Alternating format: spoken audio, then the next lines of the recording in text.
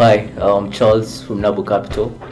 Yeah, and my name is Rolly Kipkemoy. And you're watching The Watch List. So we're going to be covering Africa and general topics around the continent, and we look forward to having a chat. Yeah, certainly, Charles. Thanks for that. So maybe the first story I'll start with is there's some article that Bloomberg wrote. I think it was over the weekend, but I read it yesterday, and it is based off data from the U.S. Government Accountability Office, and it just talks about how financially enabled people who are 55 years and above are in the US, and there are some very interesting statistics that were pretty profound to me. So maybe we can tell you that maybe this would be hard to believe it or not, but 29% of individuals who are 55 and above neither have retirement savings nor pension.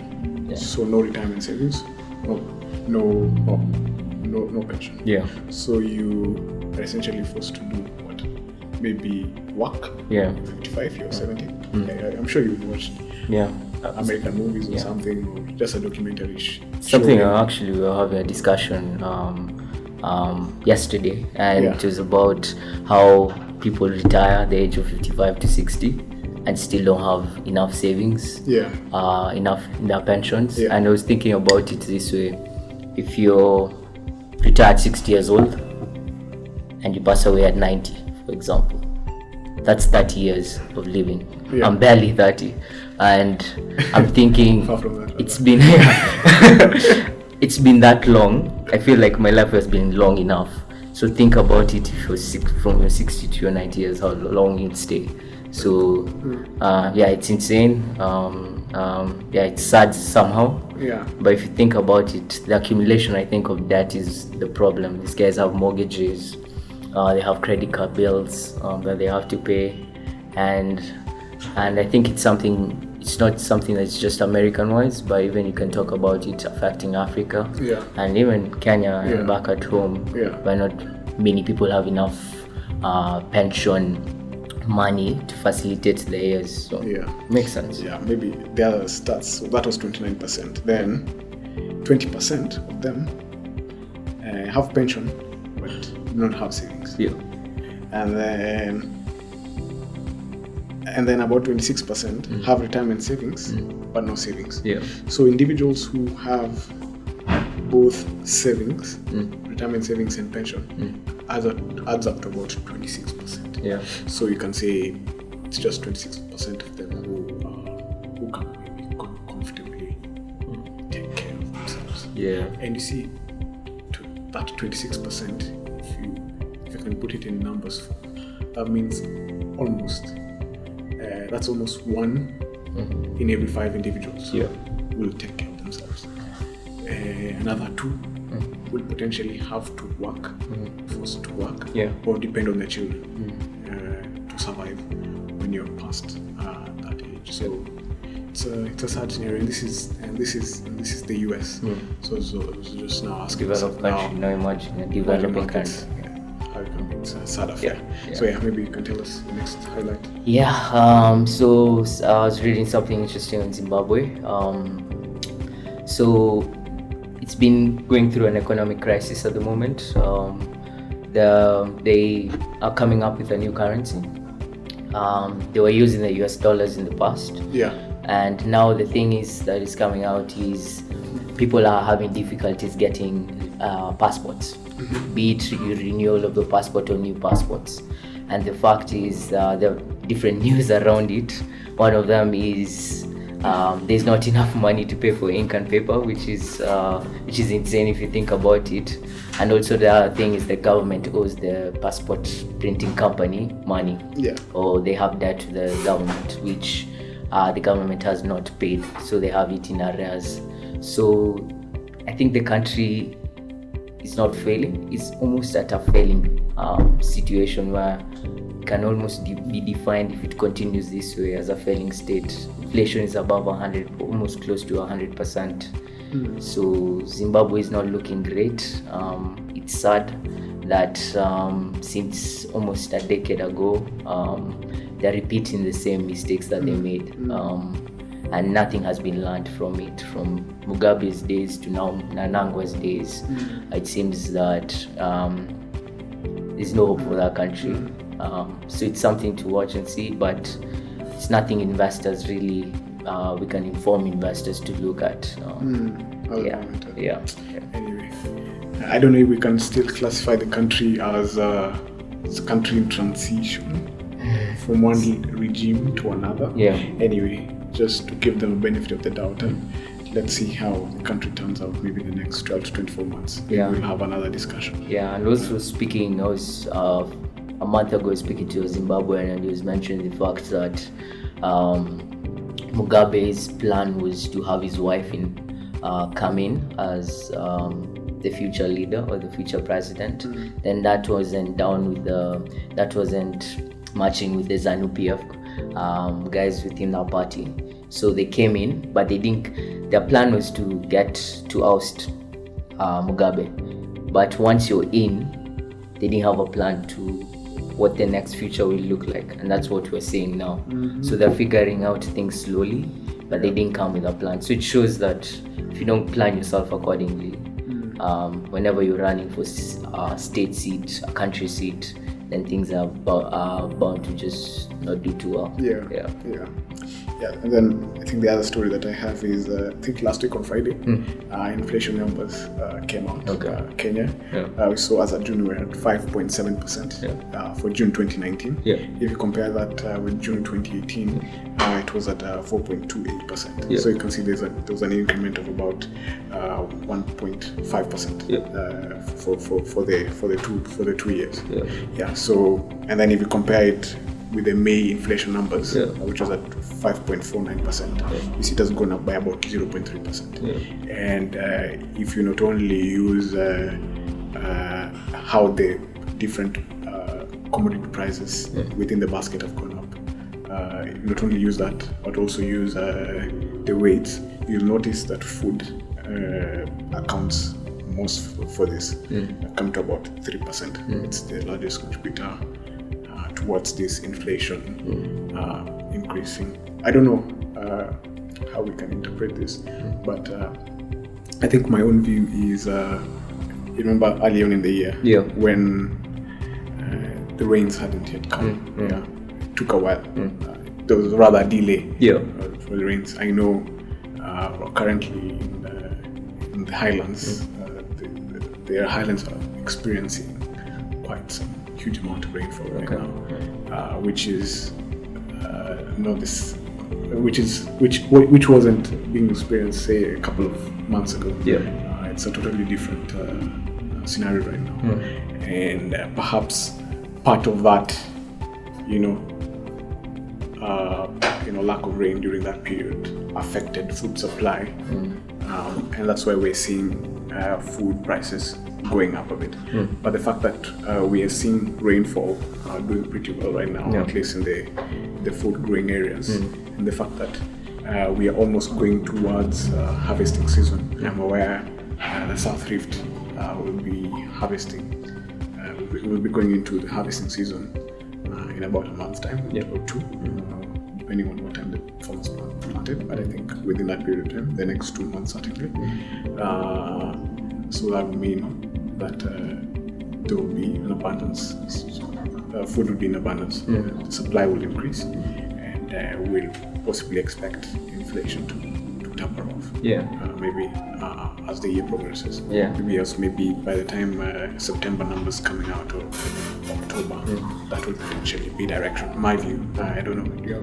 I think inflation expectations is for it to remain within the band. Definitely. So that 2.5 to 7.5 range. I think the scares, as you mentioned, was the food scares because of the insufficient rainfall and inconsistent rainfall we had seen. You mentioned you were in Kericho on the weekend. There was heavy rainfall. We haven't seen that in Nairobi, but that's good if it's been experienced in certain areas, especially agricultural rich sort of areas.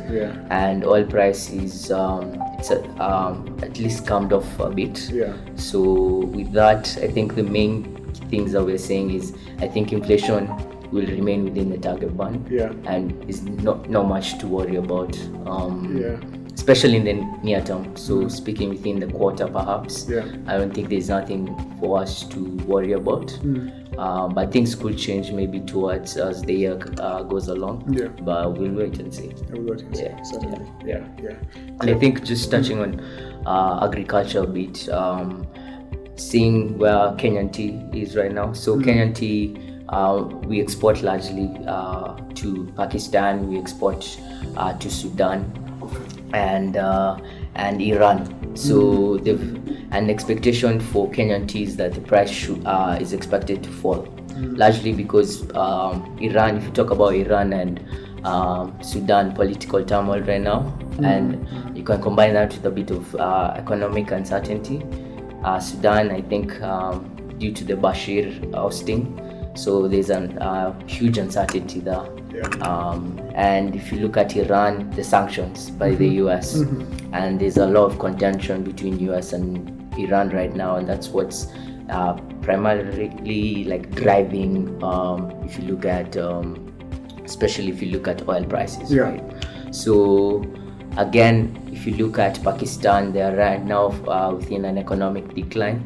Largely, they're expecting inflation to pick up to about 9 to 10% levels, the economic growth to slow to about 2% levels over the next 2 years. So they're not importing as much tea from Kenya, and those three countries are a huge buyer of Kenyan tea. So for the farmers, I don't know what you think, especially you're from that region, you can have a better view on that. But it doesn't look too good, especially for the payments coming next year. So I don't know. I think certainly you're right. Your statements that you mentioned, and I'll add the fact that I have some friends who are active in the export market, especially when it comes to tea. And I'm aware there were some deals that they were trying to close in Sudan. And this tea was going to come from Kenya. So you see, when we're seeing, in fact, the day that he left Khartoum is the protest started a week later. So they hadn't yet just started to do the last parts of the deal. So when that story came up, I definitely had to at least know that it will definitely impact how they perform. And it is clear, like we can see, if you face such a direct impact, it is very clear to you that political turmoil, generally political situation in the country affects trade. Definitely. Affects trade, and I know it's big currently between the US and China. You've mentioned Iran, and the challenge that it's facing China as well, other than political, economical as well. I mentioned Pakistan, and there are many other situations that we can bring up as examples. So I certainly agree that it's a challenge. But now, how will that impact price for tea? I know I saw a headline today that tea prices are down. They actually went down last year. And I don't know, given that now the main areas that were taking up Kenya's tea are facing challenges, that means demand won't be as high as we thought. And therefore that will be negative on price. So maybe that explains why we're seeing. That's why the headline today, one of the headlines rather, one of the papers, I think Business Daily, mentioning that the price actually is going down. Farmers have to just deal with the situation. But I hope the situation will turn out to be better as trade gets solved and this political situation gets resolved. I think it's gonna take a while. If you think about it, you have high supply from Kenya that's willing to export to these countries, but these countries unwilling to buy as much as compared to the previous years due to economic and political problems, if I can sum it that way. So with the high supply and less demand for chasing that, then again prices tend to go lower. So we'll wait and see what impact. I think we'll get more information as time goes by. Let's look forward to seeing that. And then maybe I'll touch on a few telco stories that I read. One, of course, is the recent Airtel Africa IPO. The listing in London. And I'm aware the Nigerian listing will happening on Thursday. Right? I know it IPO'd at about 80 pence. 80 pence, that's 0.8 pounds. I think that's about roughly $1. And the stock as of yesterday, it's about 11% down. But it recovered yesterday. It went up by 5% yesterday. But if you compare the IPO price and the price as at closing yesterday, it's gone down. It's gone down. I don't know. There've been some mixed reactions on how these IPOs have performed. I remember MTN.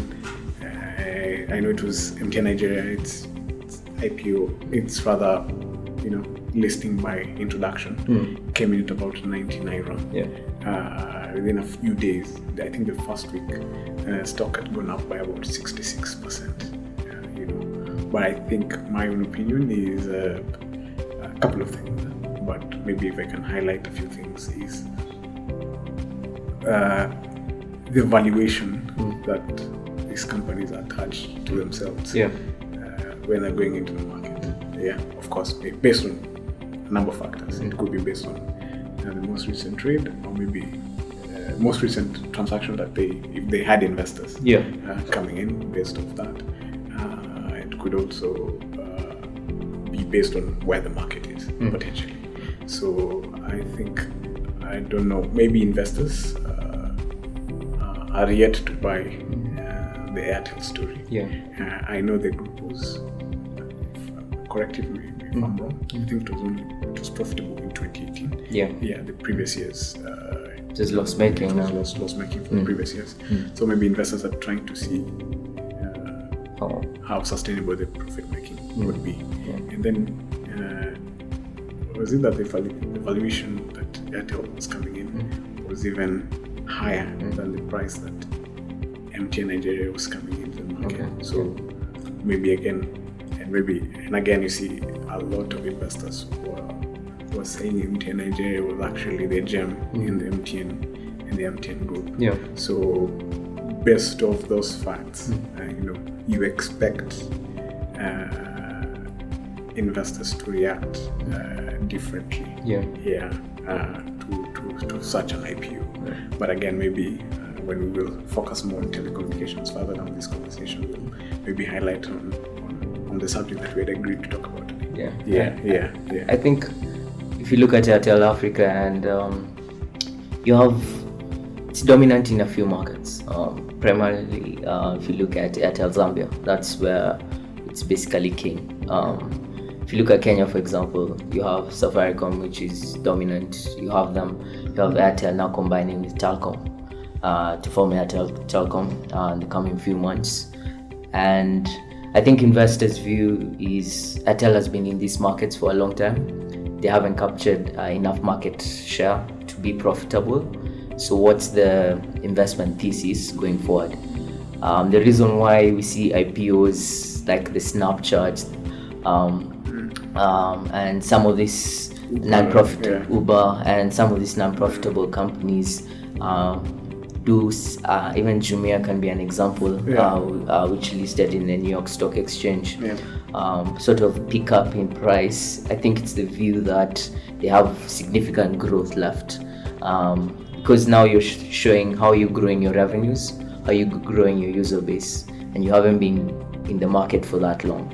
So if you can prove that you're growing significantly at a very fast pace and that there is more headroom for you, then investors view that positively. I think for Airtel it's the opposite, where they've been in these markets they have a parent who's dominant in India. But Africa has been a challenge for them, except maybe in a few markets, but it's been a challenge for them. And the question is, will they turn around? Will Airtel Telcom be as dominant as Safaricom? We'll wait and see. And just maybe touching on Safaricom, something that came out was the fact that Michael Joseph has been instituted as the interim CEO until they find a permanent CEO for the position, due to the demise of Bob Collymore yesterday. So Michael Joseph at least has a reputation in regard to taking Safaricom through IPO. He was at the helm when they brought M-Pesa. He's been on the board of Safaricom, so he knows. He's actually he's in the board. He's a board director, so he knows all the.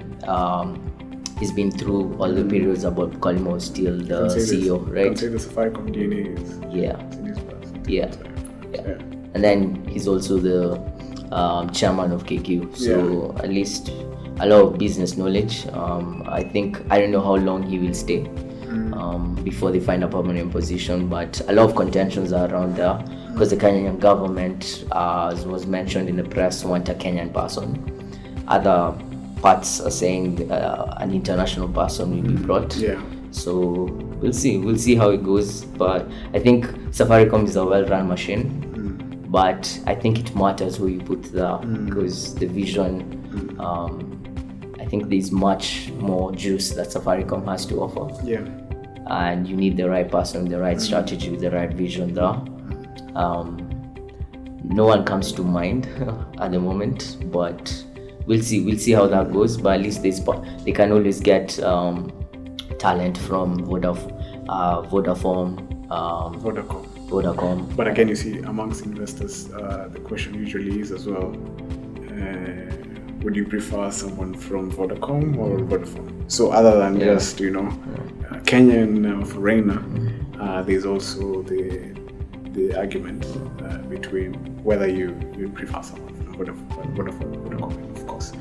Vodacom is more South African affiliated, Vodafone more UK affiliated. But again, Vodacom is Vodafone's subsidiary in SA. So there's that argument as well amongst who do you prefer.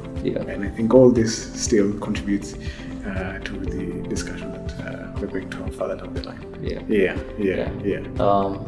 So maybe just to mention in brief is a Nigerian court has still on telcos. A Nigerian court has adjourned the 2 billion tax case against MTN Nigeria. I think the decision was supposed to come out yesterday, but it has been adjourned to further down the year. I know these are risk factor, mainly amongst investors, and of course, management in MTN, because this will definitely impact how their P&L, the 2019 P&L will look like, or maybe even subsequent P&Ls, depending on how they treat this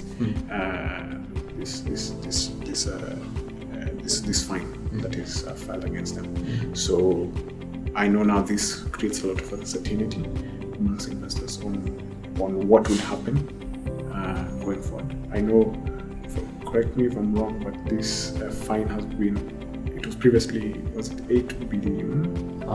Can't recall at the moment, but anyway, it's declined over time. Especially, I think one of the concessions was for MTN to list was part of the concession for the tax. And not even the tax, but the fine. And so that was part of the concession. So it makes sense why it's maybe declined from where it was about years ago. So it's been a contentious issue, but I think they're dealing with it to some extent. The idea is now, do you factor that, if you're an investor, do you factor that into your model? If you look at MTN Nigeria as a possible investment. When do you actually? And when do you factor it in your forecast? And how do you do it? And how do you do it as well? So maybe providing a provisions level can give you some safety as you're looking at your forecasts. So I think it'll be paid To what quantum? Not too sure. Again. Yeah, but I think it's wise if you're an investor, maybe include that as a provision. Just in case. I agree. Yeah. Do you have something? I think finally from my side, just touching on the US-China trade affair, that's been the huge info or the huge contention in 2019. Where is US-China? They're going to have an agreement. Is the trade war going to continue? And there was a G20 summit last week in Japan. President Trump and Xi Jinping met, and what happened is, just to summarize, is China agreed to come to the table. China was away from the table. Trump was inviting them. Initially they refused. Now they came and said, hey, we're willing to discuss. So the first thing that you have to allow US suppliers to supply Huawei. Right, so that was the first one, and now they're in discussions to possibly resolve this conflict. That truce has some positive sentiments, has been received quite well. There's some positive sentiments, especially when you look at emerging and frontier markets. Reading up so that there is possibly going to be a move of capital from let's say more conservative stocks to more now risky stocks, high beta stocks. So risk on. Yeah, so whether we see that in the Kenyan market, I'm not too sure. The market declined yesterday from a volumes perspective. However, whether we'll see that now trickle down, especially to Africa, will be interesting. Very many companies and across Africa are very discounted. If you look at from price to book, price to earnings to EV/EBITDA multiples. Some of them are doing quite relatively well, but again, there hasn't been enough capital flows to support the market. And so many markets are in decline, but we're seeing the dollar also decline. So investors now are willing to take up local exposure or domestic currency exposure, right? So that will be good for our markets. So hopefully this US-China truce continues and they come to the table, they discuss, and a settlement is reached or an agreement is reached, and then we might even see our bear case right now, where prices of stocks are going down, reverse, and that would be good for our stock market, good for the stock markets in Africa.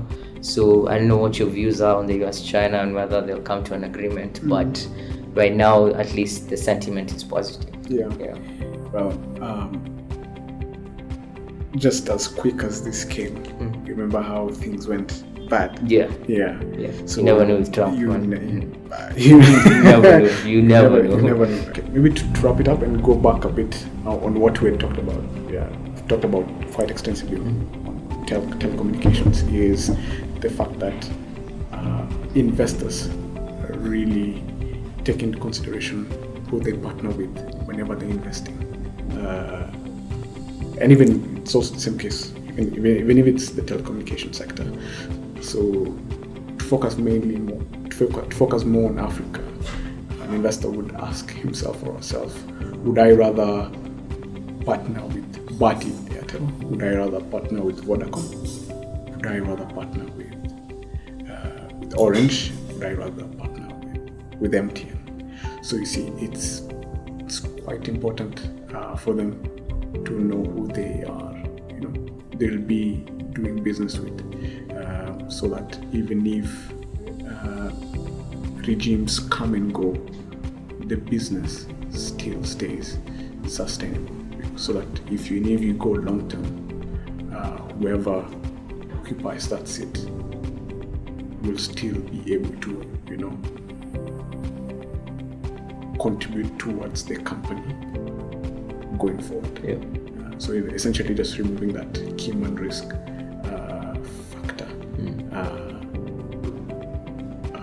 whenever you're investing. So I think partner is important for someone to talk about, for an investor to consider, and certainly a big factor in the telecommunication space. Yeah, I totally agree. Yeah. Not even telecommunication, but all around. If you're analyzing a business, if you look at investment opportunity, and particularly if you look at a company, you look at corporate governance, you look at the management, the quality of that management, and the shareholders. Yeah. Even if you look at the country, you look at who's at the political helm, who's the president, how's the government.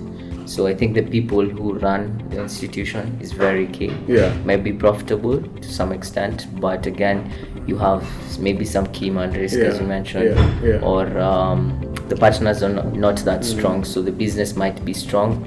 Some businesses are strong, though the partners are a bit uncertain. But once you have a business which is strong, sustainable, and you have a strong partner, then you have a great business to invest in. I was watching a clip yesterday, and it was Colin saying that whoever inherits that seat has to understand the purpose of the company. So I think when it comes to purpose, it's not only for your life as an individual, but also for a corporate institution. So what's the purpose for Safaricom? What's the purpose for MTN? What's the purpose for Sonatel or any other telecommunications company? So long as at any point in time the company is chasing after its purpose, whoever occupies that seat, whatever the environment is, then that is a good business that you want to partner with, because when you have that at corporate level, then it definitely cascades down to management, to employees, to your various stakeholders, even your investors buy into the story. True. Thank you so much for joining us today, and you're watching The Watch List.